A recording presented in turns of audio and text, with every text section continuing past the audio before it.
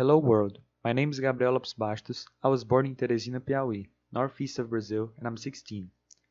We are in 2021, and here where I live, we are still fighting coronavirus, and me and my family are avoiding going out and exposing ourselves to the virus. But it created a problem. We must buy fruits and vegetables weekly to fill our homes with healthy food. But on the other hand, we do not want to go outside. Trying to solve this problem, we decided to unite the markets lists from all the houses in my family, like from both my grandmothers, my aunt, and other people.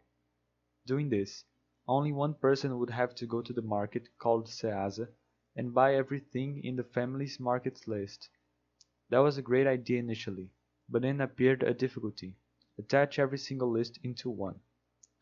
We were passing a lot of time and sometimes we made mistakes and had to restart doing all the list again, so I had the idea to create a website to make everything easier.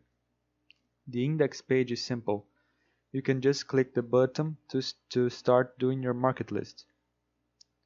But first, you must be logged in.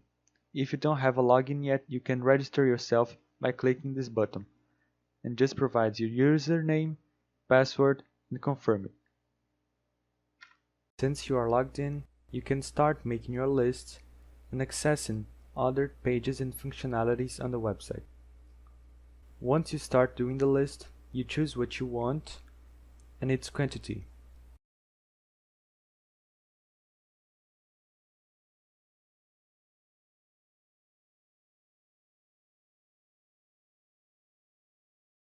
And when you are done, the algorithm saves all the information of the list attached with your username and the date that you did in the database.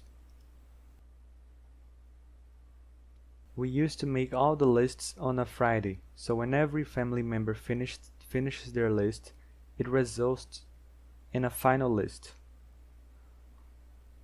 with all the products and quantity, all of them calculated quickly by the program.